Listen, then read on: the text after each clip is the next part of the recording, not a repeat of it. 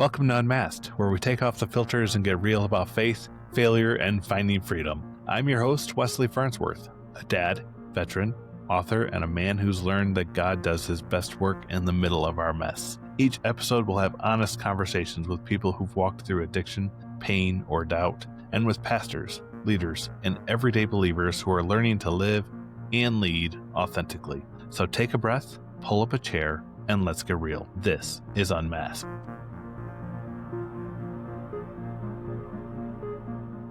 Today's guest is someone whose life is marked by decades of faith, spirit-led obedience, and a front row seat to the miraculous. Byron Easterling has spent over 40 years traveling the world, ministering across continents, and witnessing God move in ways that most of us have only read about. He's a speaker, author, and storyteller whose experiences carry both depth and humility. His new book series, Curious Tales of a Common Man, dives into perfect stories, moments of faith, challenge, and God's unmistakable fingerprints, told with the kind of honesty that reminds us that God uses ordinary people in extraordinary ways. And what I love about Byron is that his stories don't point back to him, they all point back to Jesus. They point back to the grace, to the power, and to the quiet ways that God shows up when we're listening. So wherever you're joining from today, take a breath and lean in and get ready for a conversation that I'm sure will stir your faith and challenge you to look for God in your own everyday moments. Let's join it. Let's jump in. Byron, welcome to the show. Hi, Wesley. Thanks for having me. Really appreciate it. Absolutely. Yeah. It's a pleasure to have you with us today here on Unmasked. So why don't you just jump in and share with the listeners where you come from and kind of your backstory so that we can get an idea of where you're at now. Yeah, absolutely. Well, I grew up a Midwest kid. Was born and raised outside of Chicago, Illinois, in a town called Joliet. And we moved to Missouri, and I had a fabulous, I have to say, I'm one of those amazingly lucky, blessed people that I come from generations of believers. There were 29 of us as cousins. We've lost a couple since, but as we're getting older. But all of us have known the Lord, and our families have known the Lord, and our history it's such a blessing. But the cool thing about it is every person has to come to Christ themselves, right? It's a personal journey. And mine was with my dad. My dad really helped get me there. So when I was 9, and that's when I first started really kind of going after the Lord and really discovering that he was real and he was legit. And, so it took about a year for my dad and I to walk through just really discovery.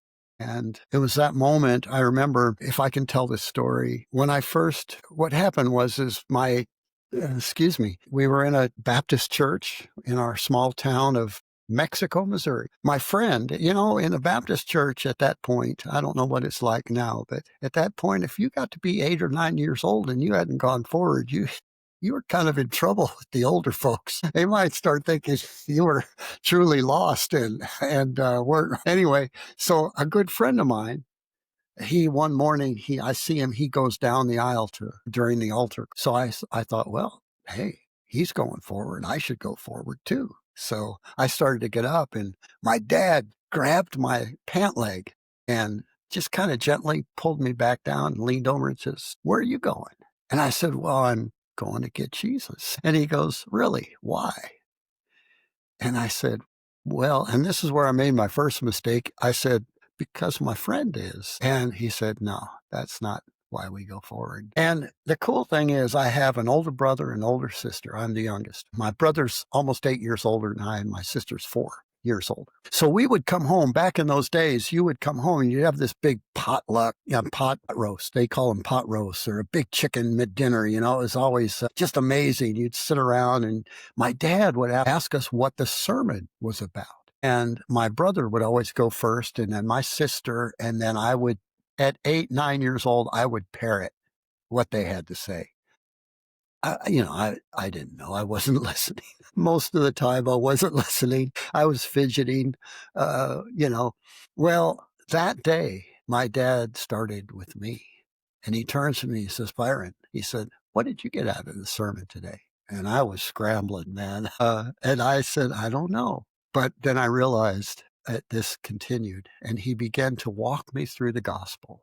And I have to say, what an amazing time. Almost a year to the day later, a year later, it's that powerful moment. I don't care what age you are. But my dad, they were having the altar call. And my dad, I'm just sitting there being myself. And my dad leads over and he goes, "What are you waiting for?" And I looked at him and he says, "Aren't you ready?" And I was like, "Yes." And I just jumped out of that pew and I ran forward. I ran forward and I it was so, I was so ready by that time. And that set me on a path till about I was 12 years oldish. And then I sort of started realizing there was other things in the world that I could pursue. And I pursued them for about 10 years and had I became what I call a street pharmacist during my college days. I fortunately was able to flee that, and that's a story in itself. And that's when I was in St. Louis, Missouri, and I was a college student at Webster University studying music. I was a musician. And again, there's so many stories of your life and how I came back to Christ. I was right. I don't know how much you want out of all that. Yeah, well, let's talk a little bit about those if you're willing, because this show is all about helping people realize that they're not defined by their past, even if it was things that they did in their rebellious years. So Yeah. talk to us about those 10 years that you were away from Christ, so to speak. Like, what kind of journey did you go through? And then ultimately, what was it that led you back to Christ? Yeah. What led me back, excuse me, it started when I was 12 and we were in that same Baptist church and it was a Sunday evening and they used to have speakers come in and there was a favorite speaker. I love this guy. He was so solid in the word. And even at 12, 10, 11, 12, I just loved how he presented God and his love for God. And I followed it. And then this Sunday evening at our evening service, he's speaking and he stops and he says, he makes a call for people to give their lives to serve God in the ministry. These young couples were going forward. And I kept hearing in my spirit, go forward, go up there. And I'm 12. I mean, I literally can feel my hands grabbing a hold of that pew and grabbing tighter and going, I'll just be a fool. Everybody will laugh at me, God. This is silly. I'm not doing this. And he kept calling, there's one more. I know there's one more. And he'd even look over, of course, he would look over my direction and it would just penetrate my soul. And I don't know if he knew that or not, but what I do know is it was penetrating my spirit, my soul.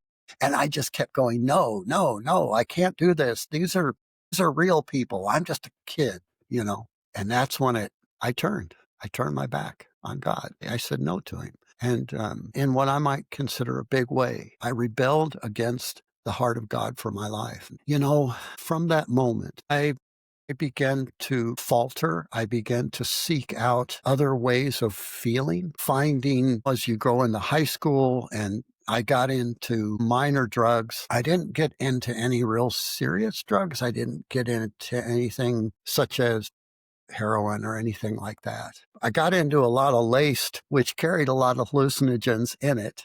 But I think what really started me was in my college days, there was a man from Kansas City who was a well-known drug dealer. And I got connected to that person and I ended up selling in my region of Missouri for several years. I had my clientele. I was making a lot of money, cars, motorcycles, whatever I wanted. It was mine. You make a lot of money when you sell drugs. And I'm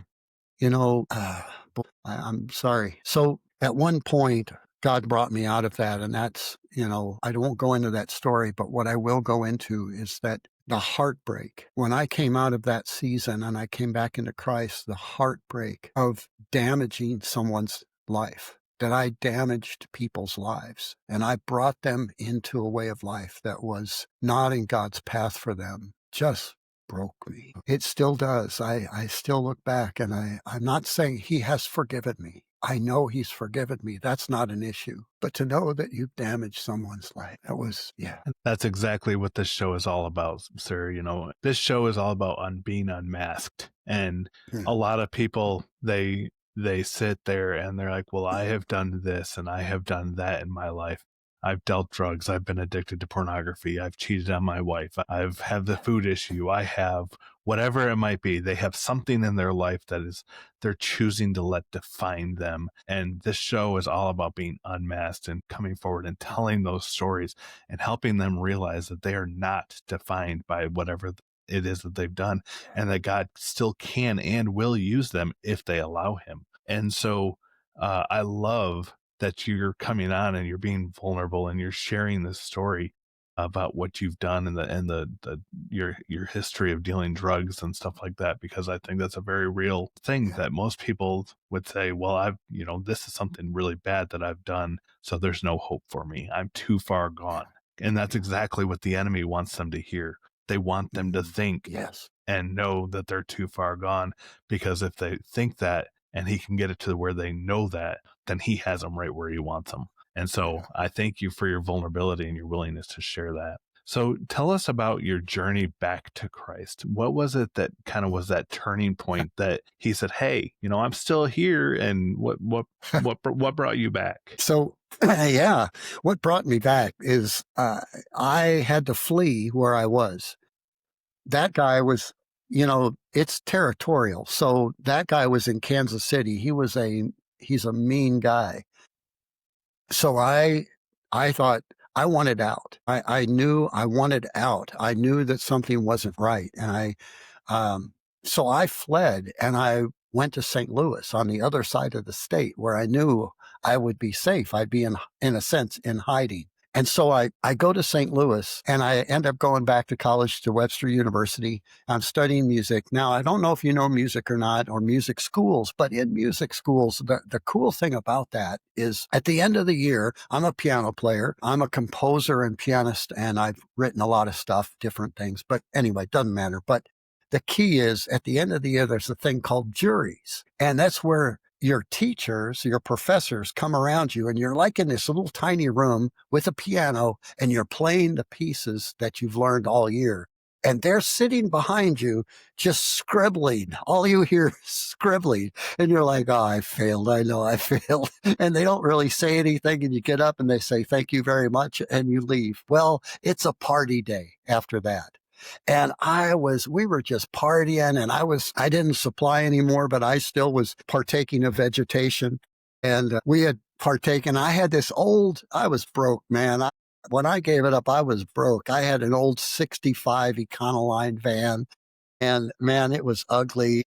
I was driving away from school and I was going home to my little apartment, and I had just partaken. Okay. So it's like May, the windows were up. It was Midwest, so it wasn't real warm and it wasn't cool. So I had the windows up. I had a bag of vegetation sitting on the seat next to me, and I hear it. I hear the cops. They pull me over. I'm like, oh man, I'm going to prison and I'm not going to do well. This isn't going to be good for me. And I didn't have the wherewithal to roll down the window before, take the bag and throw it in the back. None of that. He just walks up, knocks on my window. I roll it down. He had to get billowed in his face, and he goes, he says, Mr. Eastling? I said, yes, sir. He said, do you know your license plates are due tomorrow? And I said, yes, sir, I do. In fact, I'm going home to take care of that. And he says, that's good. And he says, here's my suggestion. I suggest you go home now to your apartment and you stay there for the rest of the night. And I was like, yes, sir, I sure will. And I drove straight home. So the next day I get up. We lived about an hour and a half outside of St. Louis in this town called Mexico, Missouri. You had to go back at that point. You had to go back to get to your county to get your plates renewed. I can take you to the corner, to the spot in the road. I can take you there. I go there regularly in my mind. And I pulled over on the side of the road. I just felt, and I heard the Lord in my spirit say, when are you going to stop messing around with me? That's all it took. And it was like Oof. And I said, Lord, I don't want to mess around with you. I need you badly. And that just, everything changed. And it was a moment in time. That's all it took, a moment in time. I don't know that it was an audible voice. I'm not saying that. I think it was just something in my spirit. You know how God speaks to us and we just know that we know. And I just heard, when are you going to stop messing around with me? And it was so unshaming. It was so real, authentic, true. It was so beautiful almost. It was just, hey, when are you going to stop messing around with me? And that changed my life. That just, I said, now I'm going to stop now. And I did. And yeah. And within 3 months, I was a youth pastor at a church. Yeah. In a month and a half, I had sold my van and I was in Guatemala on a missions trip. Yeah. Wow. Yeah. You said 3 months to become a youth pastor at a church. What did that journey look like? Because that's, I mean, most people now, they think of, a youth pastor and you have to go to church and get your credentialing and this whole interview process and everything. And it can be a long drawn out process to get a staff position in any church, let alone a youth pastor where you're dealing with kids and, somebody with your background. So how did that come about? Like, fill us in. Like, I'm curious. Yeah. Well, excuse me, music, I wanted to do a course. I lived down near a place called Washington University, and there was a big Presbyterian church, big one of those Gothic cathedral style Presbyterian churches that was right near Washington University called Memorial Presbyterian Church. And I would walk by it to go down, and I would sometimes go and practice. And at Washington University, they let me come in and practice there because it was close by, closer than Webster. So I was walking by and I wanted to do this class, a music class for some students that were interested during the summer. So I went in, I thought, well, this church, I never saw hardly any cars there. It was a big church. I thought, well, they're not doing anything. I was such a jerk. I said, I'll go in there and just see if they'll let me rent a room. So I go in and this secretary goes, yeah, let me get the pastor. And the pastor comes out. He's in his mid-60s, named George Scotchmer. He says, yeah, come on in. I still had cigarettes in my pocket. He says, he talks to me for a while. He asked me a few questions and about what I wanted to do. And he says, do you want to smoke? And I said, in a church? I said, what do you mean? He says, well, he baited me. And he said, well, the scriptures never say anything about smoking. It just says that your body is a temple unto the Holy. He got me. I literally went home that day and I hadn't read my Bible this was right after. So this was May when I made that corner and the Lord asked me that question, right? When are you going to stop messing with me, around with me? And this is like late May, early June. So this is right after that time. I still hadn't picked up my Bible yet. I just made a commitment to turn my life around. I didn't know how to do it. And so I pull my Bible out, kind of blow off the dust and I didn't have any, reference books. Of course, we didn't have Google or access to any AI. We were just, there. I was reading through trying to find this passage about the body is a temple, your body is a temple unto the Lord. I'm like, I just couldn't find it. So he told me to come back the following week. I come back and I said, first of all, where is that passage? I got to know where that passage is. Well, then he just starts talking to me about the Lord and all this stuff. And he says, listen, he had asked me about what I did. And I actually had also painted houses for a living. And so he said, hey, I talked to the board and they'd be willing to rent you a room. But he said, here's the deal. We take a missions trip to Guatemala every summer. And he said, we need a crew director to paint a clinic down there. And he said, would you go? We'll pay your way. Would you go and be the clinic with the crew director? And I was like, I'm thinking, cool, Guatemala. Yeah, sure, I'll do that. That sounds like fun. And so I got on a bus. Now I still had cigarettes in my pocket. I start to walk on the bus with 29 other solid high school and college students. And I start to step on the bus and Dr. Scotchmer, He goes, "Oh, I'm sorry, Byron, you can't smoke on this trip." And I mean, I went cold turkey, and I know everybody on that bus was praying for me because I'm sure Dr. Scotchford said, "Listen, we got a live one here." And then I went for the summer, did this trip, and came back, and he said, "Listen, I've talked to the board about you. You handled yourself so well down there. I would love for you to consider being our youth pastor." And so I did. I took it and never really looked back. Never went back to. I can just imagine your mindset like at that point in time, and you're like, youth pastor, what? Yeah, it was. I don't even know what that is. I'd never been a part of a youth group. I mean, Sunday school, Yeah. but yeah, So you went from drug dealer one day to 3 months later being a youth pastor. youth And pastor. now you have more than 4 decades ministering around the world. That is Yeah. just quite the journey. Can you take us back to maybe one moment early on when you clearly know that this is God and he's leading me and this is exactly what I'm being called to do? Well, clearly being called is a great question. It started for me as a youth pastor. And it was actually the pastor's wife who I asked her that question.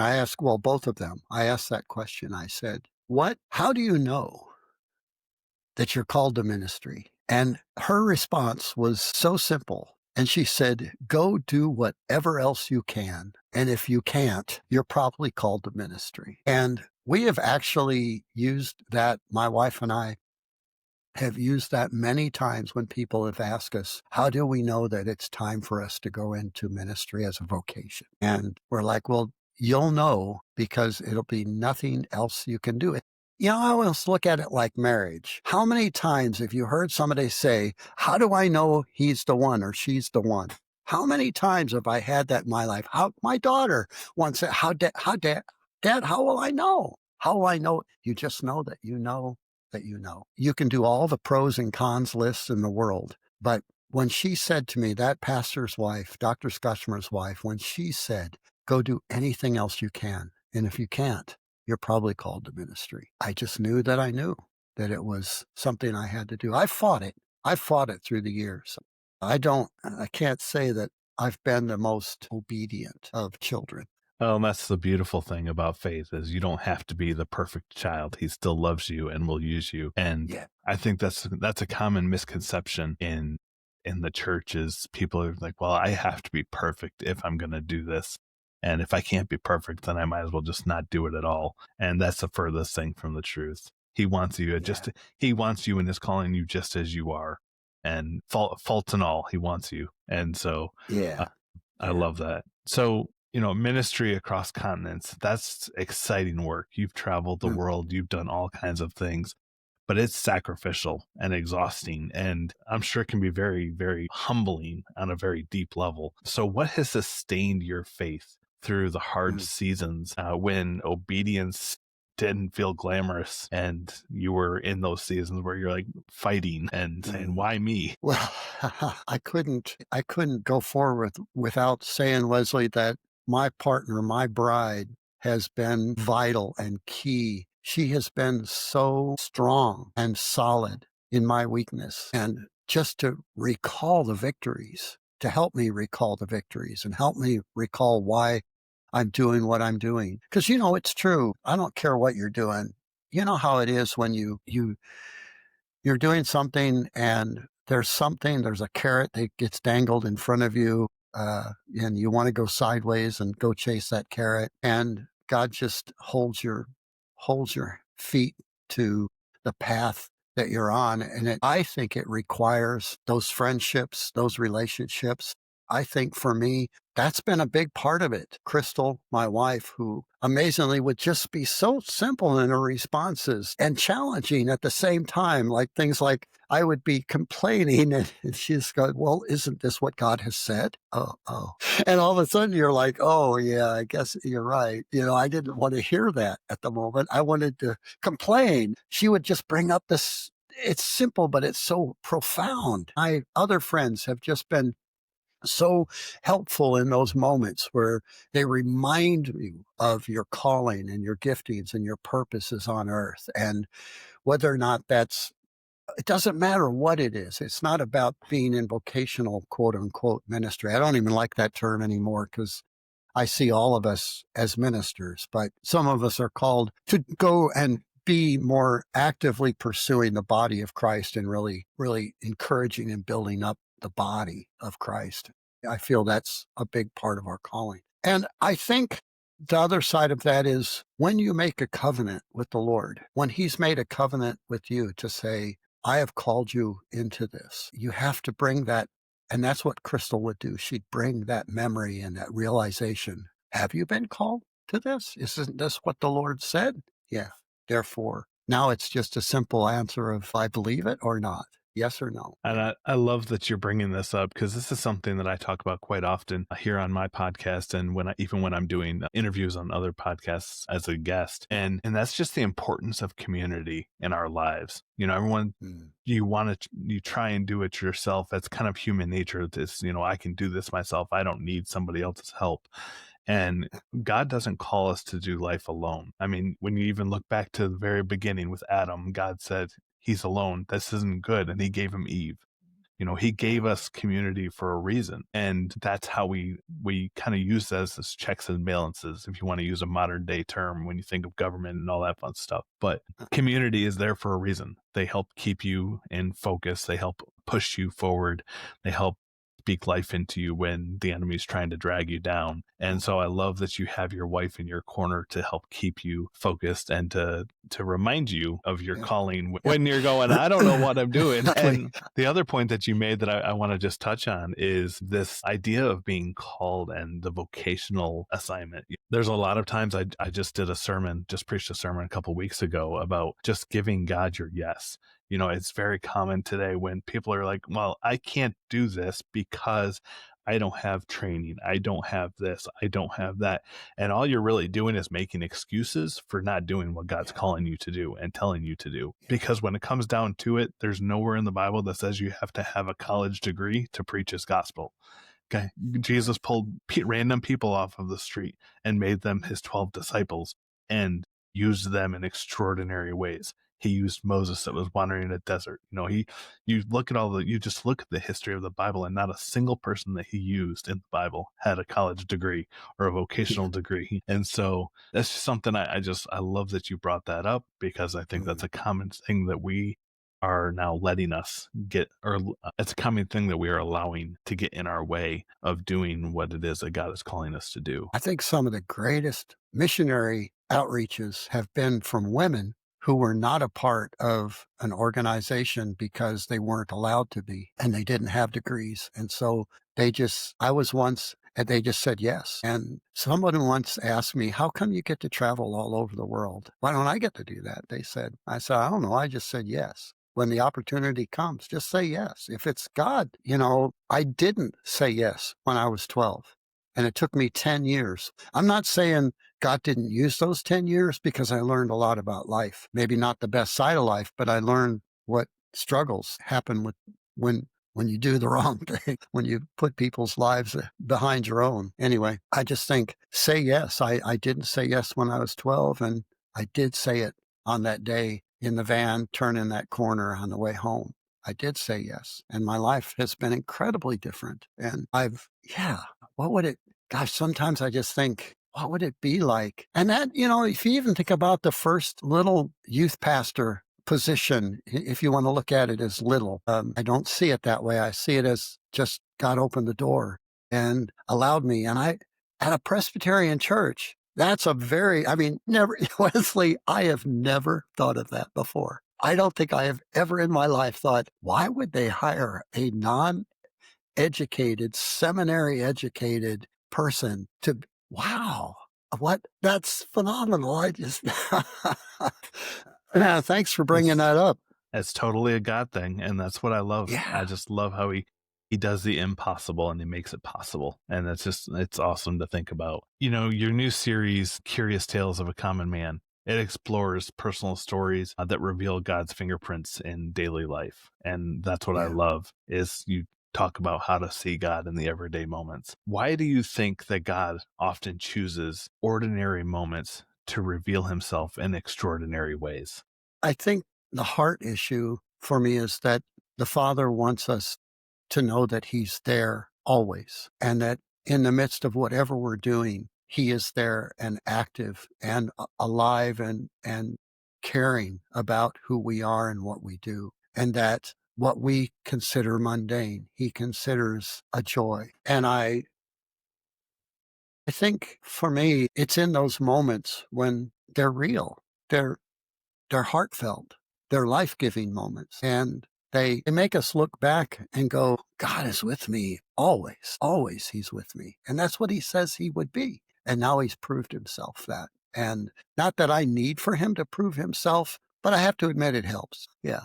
It's good to know that Dad is there with us. Why do you think it's sometimes those mundane moments that he chooses to make himself known to us versus, I think most people when they are listening for God, they're waiting for this big, ta-da moment where he jumps out of a box, or he's the burning bush or something like that, where he speaks to us even in the mundane moments. Why do you think he does that? Yeah, well, I guess that's the only answer I really have. I think because He wants us to know that He's there in every aspect of our life, in all of the ways that we move and groove through life, is that He is there in that moment with us. And it's in sometimes the most silent of places that we find Him. And in those silent moments, He's caring for us, and He wants to be there with us. It's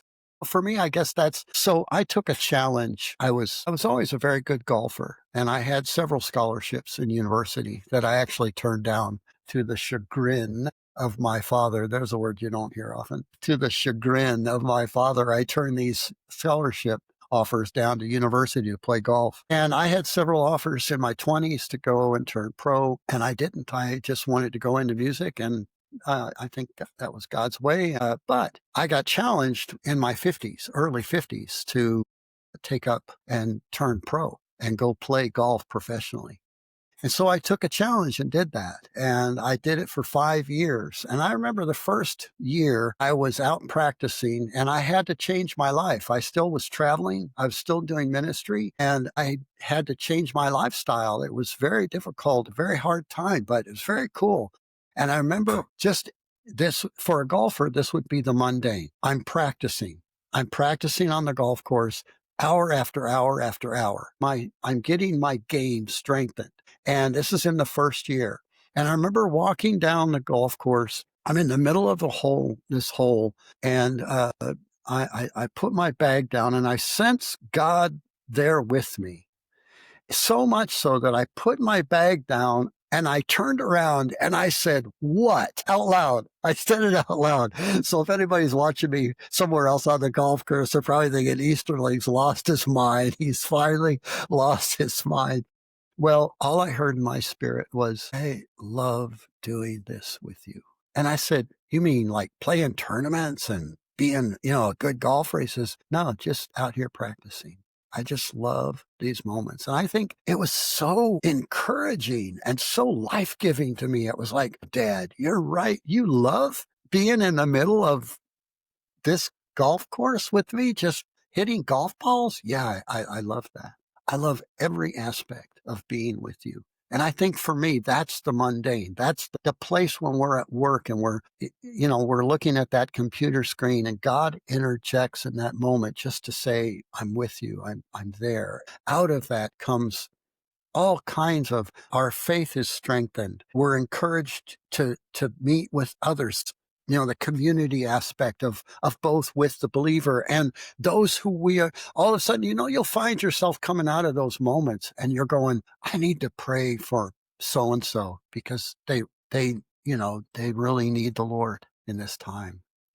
Anyway, that for me is the mundane, is because He just loves being with us. Yeah. That's my take. I'd love to hear yours on that. Yeah, that's a great story. Yeah, and I'm the same way. I can just driving down the road, just having those quiet moments, listening to the radio, singing Christian music, and just having the time with God. I think people often think when they think about just having the relationship, they think about the big moments. They think about going to church. They think about dinner time prayers. They think about, those types of things that in our lives Yeah, are okay. we'll just call them the cornerstone moments that, you're supposed to pray. You're supposed to do these things. Yeah, But yeah. then in the everyday moments is where he still wants to be included, and Yeah. so I'm a golfer too. I love going. I Ah, don't get to go very often, maybe once a year if I'm lucky, but yeah. I still call myself a golfer.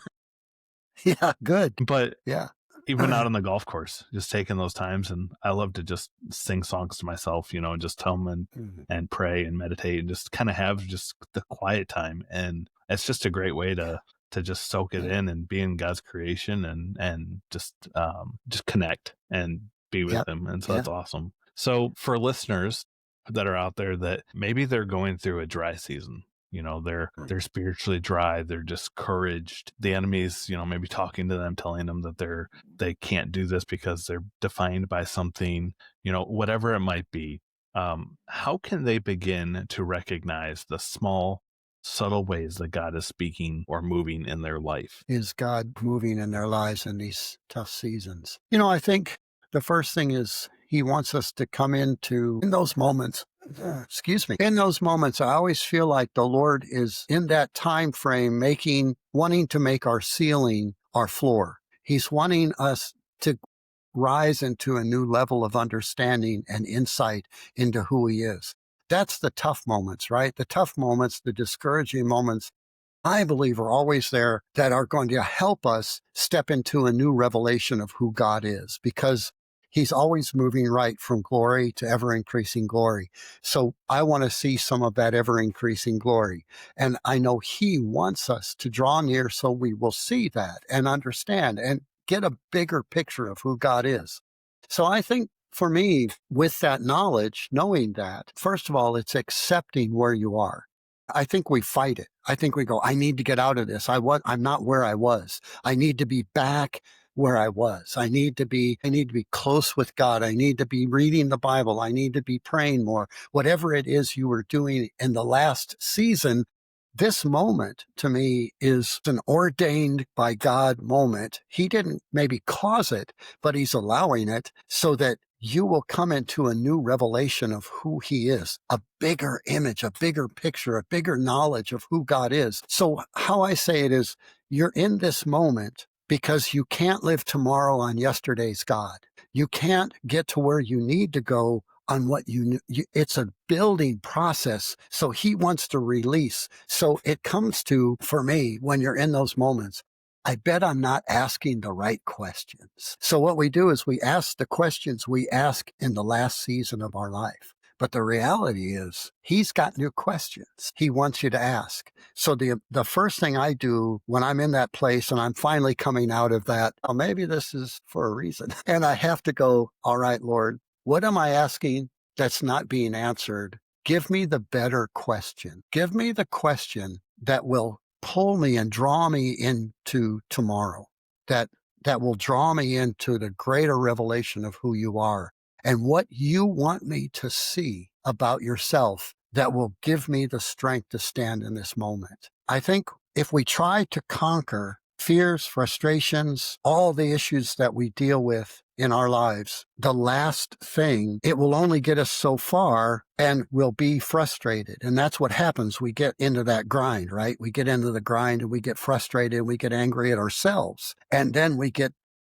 depressed and all the things that happen with us when that happens. And we all of a sudden, we have to turn your eyes on Jesus and look full in his wonderful face. And it's true. It's such a simple message of a hymn, but so true. Turn your eyes on Jesus, look full in his wonderful face. And it all of a sudden takes us into, what is God wanting me to step into? And that's a beautiful moment, because all of a sudden it's not about the issue. It's about, oh, God's wanting something. That's a mundane moment. That's one of those moments in a sense. It's like, here is God. And for me, it's always I'm not asking the right question. I'm asking an old question that's not being answered. So I need to know, Lord. And I ask, what is the question I need to ask you that will take me and show me more of who you are so that I know I can step beyond this moment? Yeah, into that fuller revelation. So follow up to that would be, a big part of being able to step into the calling that God has put on our lives is the aspect of forgiveness, especially when you're dealing with something that you've done in the past. Yeah. In your life, you had this history with with dealing drugs for a short period of time. You talked about, and you alluded to earlier, you knew that Jesus had forgiven you, that God had forgiven you, that Jesus died on the cross and washed all that Yeah. away. But there's still that aspect of knowing that, but also still being able to forgive yourself before actually able to start moving forward and allowing the lessons that you learned during that period to now be able to impact how you reach others and talk to others, which Yeah. is, I believe, is a reason that you went through that season. So give the listeners some tips, if you will, on how they can go about forgiving themselves for something that the enemy doesn't want them to forgive themselves for. Yeah, he's such a jerk. He is. He's such a jerk. He'll just keep us bound in that, doesn't he? Loves to keep us bound, kill, steal, and destroy, right? But on the other side, what are some tips to help us? What are the things that I've done in my life? Again, is I think to realize where I am in the moment, to be truthful, to be honest with God. I think one of the biggest things that I see a lot of people struggle with is being honest with God where you are in the moment. I think the Psalms are a fabulous example of that, because what David did was he would say, God, in a sense, I am such a failure. I'm a loser, Lord. I mean, if you really dig into the language of the Psalms, David, and many of the Psalms that he wrote, he began with more of, I'm in trouble. I have issues. I have messed up. I think what he's saying is, God knows it. Why don't I just be honest with him and admit it? That's where I am. All of a sudden, the enemy doesn't have that hold on you anymore because the truth has come forth when the truth sets you free. And that truth to God, you're not speaking to the enemy, you're speaking to God. And you're saying, Lord, I know I am messed up. And what would David do? I need your, the Psalms are classic examples to me of being able, of tips to be able to move into. And what did it lead to? The celebration of his life in God in many different ways. So I think for me, what happened is at one point in my life, I realized I'm trying to cover up the reality of my feelings. It's almost like I'm going to hide. Adam and Eve were hiding from God. Like going, how? It hit me one day. How can you hide from God? Excuse me. It's idiotic. And that's what I thought. I'm an idiot if I think that I can hide from God, and I'm trying to bury my feelings. I'm trying to bury my frustrations, and it's not working. I just get more frustrated. And all of a sudden he said, why don't you just be honest with me and tell me where you are? I can do that. Yeah, I already know. Just have a conversation. So what does that mean? It's relationship. It's my relationship with my God, my dad, my heavenly Father, to say, wow, Byron, just talk to me. Just tell me where you are. And what does that do? I'm now talking not to the enemy, trying to combat the enemy. I'm talking to a loving Father who's going, totally get it, totally understand where you are. In fact, what if I was the one who allowed it to happen so that you could grow deeper in me? What? Really? Okay. And then what happens is you just start confessing and you walk into a real relationship with the Father. Why? Because it's honest. It's open. Now you have an open relationship with the Father, right? And from there, I believe that's where most likely the questions will come in. And he'll give you questions to go, how do I move forward? How do I get out of this? And out of that comes celebration. Love that, and that's one of the things that I want to highlight something you just said there for a moment, and that it's okay to be angry with God. It's okay to be in this season where You're like, God, I don't like you right now. Because you know what? To be honest with you, he's going to call you to do some hard things. And you're not going to like probably some of them because it's hard. I think my own life. I mean, right now I'm coming up actually, let's see, we're recording today on December 2nd. So it is now 8 months that I've been unemployed. And I'm like, there's been lots of conversations with God, like, hey, I don't like what you're doing right now. Like this is uncomfortable. What's going on? But you know what? It's in these 8 months, he has taught me so much about trusting him, even more than I already knew. Because there's a lot in my story that I could go into, ways that God has shown me over the years that he can be trusted. But even in these 8 months, like there's been some uncomfortable times, but he's shown up time and time again. But it's even in those hard times, it's that relationship, that honesty that I had with him, where like, God, like, I don't know what you're doing and I can't see it and I'm really uncomfortable, but can you like give me a tip here? Like, give me something. And it's like, you just got to have those conversations with him and he will provide. And he has time and time again. And now, just as of last week, he provided a job that I get to start in a few weeks after Christmas. And so wow. I'm like, okay, thank you, God. like cool. I'm like, the season is coming to an end, but he's used it.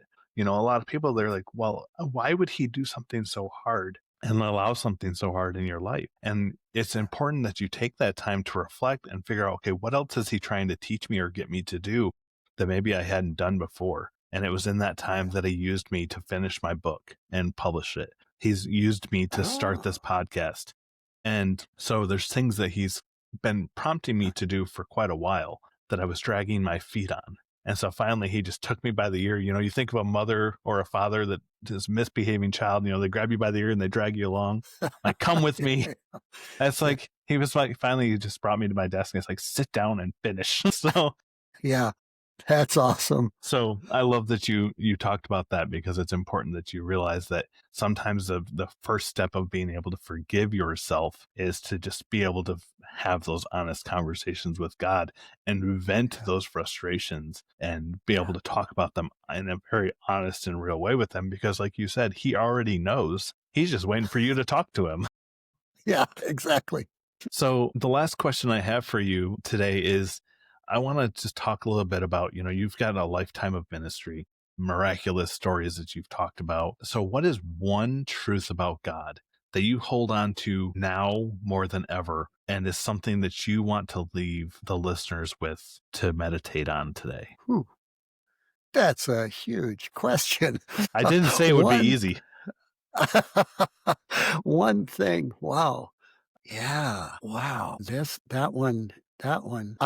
Where we are headed in the kingdom of God and on the earth today, I believe there are two things that will keep us moving forward, no matter where we are and what God does and how our lives are affected all around us. And those two things are what I call my two keys. The first one is go low. James, humble yourself in the sight of the Lord, and he will exalt you.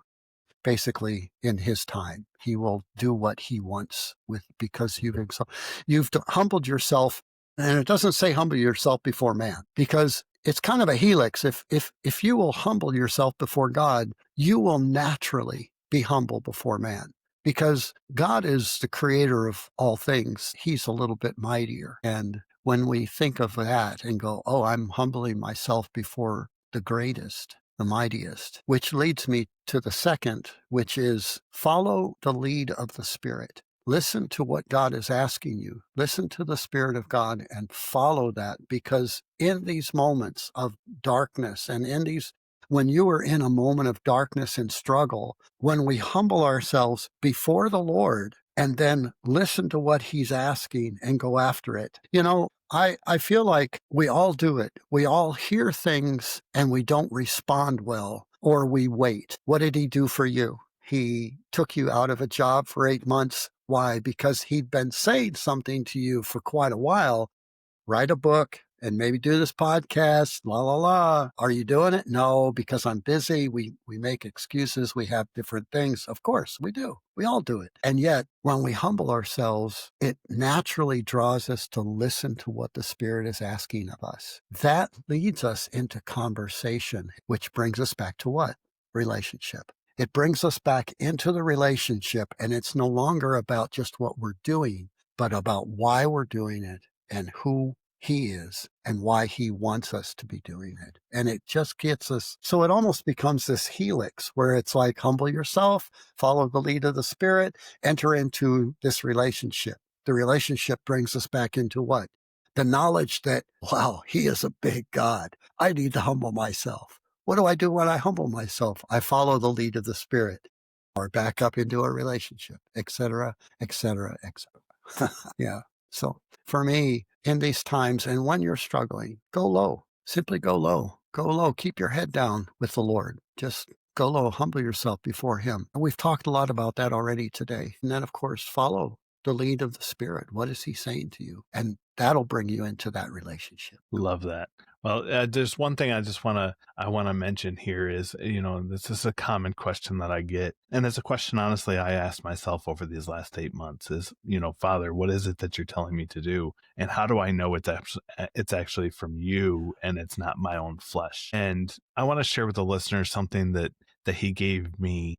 And it's something that I talk about on podcasts occasionally. If you're curious what these things are, you can go out to my website, wesleyfarnsworth.com, and I mention it in a few places. But there's a 3-step checklist that God gave me to kind of run my thoughts against when I'm trying to decipher if it's from Him or if it's the flesh or it's the enemy. And so that first step is what you feel like you're being told to do, will it further the kingdom of God? If the answer to that is yes, then you move on to step 2. Step 2 is what you're being called to do something that the enemy would want you to do. If the answer to that is no, then you move on to step 3, because he's the enemy.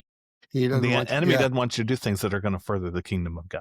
And so finally, the third one is it something that you're comfortable with? If the answer to that is no, then the chances are it's not your flesh telling you to do it, because the flesh wouldn't want you to do something that's uncomfortable. And so the chances are, if you're saying yes, it's something that's going to further the kingdom of God, and no, it's not something the enemy wants me to do, and no, it's not something my flesh would want me to do because it's uncomfortable, there's a very good chance that it's what God wants you to do and is telling you to do. And so run forward and move forward in that. Yeah, that's good. And so I want to leave the listeners with that, because it's something that I think is important to mention here based on what you've just shared. And so, Byron, for those that want to find out more about you, they want to find you on the internet or whatever it is, tell my listeners where they can find you and find out more about you. Yeah, the easiest way is I have a website. You can go to byroneasterling.com, or it links to what is popupcafe.live. popupcafe.live. My books are on Amazon. In fact, I want to tell you that I will put Curious Tales of a Common Man up within a few days. Well, we'll figure that out for your listeners, they can download a free ebook. I always give that to podcasts. When this airs, it'll either be around that date that as this airs. So I'm assuming you do some editing. You can, and you'll find that I'll give you you'll have a link probably in your description, in your notes, and that'll take you there, and it'll be on a specific date that will also be listed there for you. Perfect. So listeners, if you want to hear more about Byron or to download that ebook that he mentioned, check the show notes and you can find that link. And who doesn't love freebies, especially when it's a good read? So thank you so much for being willing to do that. And I know the listeners will get a kick out of that and will enjoy reading. Byron, thank you so much for being with us today here on Unmasked and sharing your story about coming from where you were to where you are now. Thanks, Wesley. I really appreciate it. Had a great time.